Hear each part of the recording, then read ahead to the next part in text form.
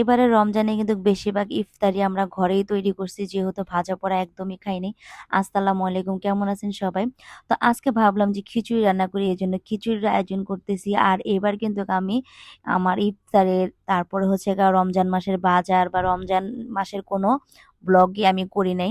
কারণ সময় পাইনি আর কেন জানি ভালোও লাগতেছিল না, এজন্য করি নাই। তো আজকে ভাবলাম যে না, আজকে রান্নাবান্না নিয়ে ঘরে আমরা কি দিয়ে ইফতারি করলাম সেগুলো নিয়ে আজকে একটা ব্লগ ভিডিও বানাই।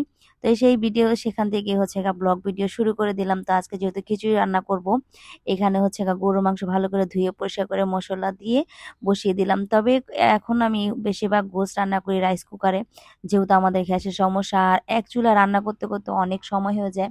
আবার যেহেতু রমজান মাসে তো আরো বেশি দেরি হয়ে যাবে, এজন্য ভাবলাম এই রাইস কুকারে আমি হচ্ছে গোশতটা রান্না করি। আর আরেক চুলায় হচ্ছে এই যে সিলিন্ডার গ্যাসে আমি খিচুড়িটা রান্না করব, মানে ২ চুলায় ২ টা রান্না করব। তো রাইস কুকারে গরুর গোশত রান্না করতেছি আর এখানে হচ্ছে মুগ ডাল ভেজে নিতেছি, যেহেতু ভুনা খিচুড়ি রান্না করব। তবে একটু আকাশটা মেঘলা মেঘলা দেখছিলাম ৪টার দিকে, ভাবছিলাম বৃষ্টি আসবে, কিন্তু বৃষ্টি তো আসে নাই। তো আমি যেহেতু খিচুড়ি রান্না করতেছিলাম এই জন্য ভাবছি যে বৃষ্টি আসলে ভালোই হবে, কিন্তু বৃষ্টি তো আসেই নাই।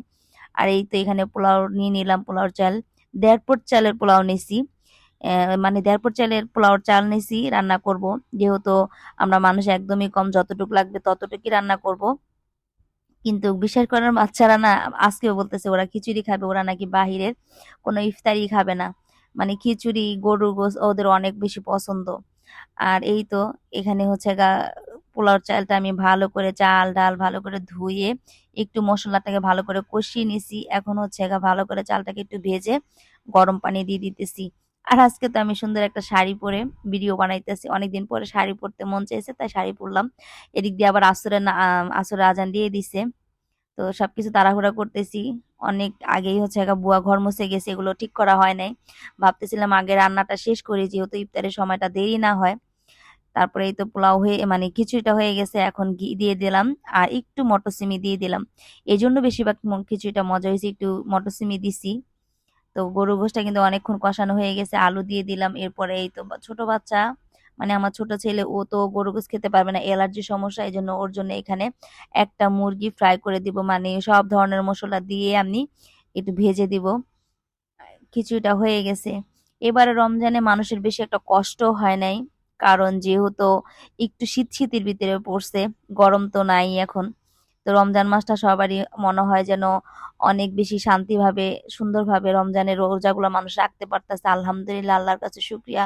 সবাই যেন আমরা সুন্দরভাবে রমজান মাসের রমজানগুলো রাখতে পারি, ৫ ওয়াক্ত নামাজ, তারপরে রোজা, তারপরে হচ্ছে তারাবি জানি সুন্দরভাবে পড়তে পারি। আল্লাহর কাছে সবাই দোয়া করি। সবাই আর যারা অসুস্থ আছেন, এই ৩০টা রমজান, ৩০টা সেহরি, ৩০টা ইফতার, ৩০টা তারাবির উসিলা জানি আল্লাহ সবাইকে সুস্থ করে দেয়।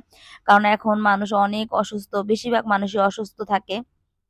আল্লাহ সবাইকে সুস্থ করে দেয়। আর হসপিটালে যারা আছে তাদের জন্য আমরা সবাই দোয়া করি। আল্লাহ জানে সবাইকে সুস্থ করে বাসায় ফিরায়। আর এইখানে হচ্ছে গিয়ে এই তো ইফতারির সময় হয়ে গেছে। আমি কিন্তু দৌড় দিয়ে রান্না বান্না শেষ করে আমার ছেলেকে আনতে গেছিলাম। সেখান থেকে এসে হচ্ছে আসার সময় ফল আনছিলাম। তো এই তো ফল ফ্রুট সবকিছুই একটু কেটে নিয়েছি তাড়াহুড়ো করে ছেলেকে এনে। তবে বেশি একটা দেরি হয় নাই, অনেক তাড়াতাড়ি, মানে তাড়াতাড়ি করে কাজ করছি। তো আজকের মতো ভিডিওটা এই পর্যন্ত। সবাই ভালো থাকবেন। আল্লাহ হাফেজ।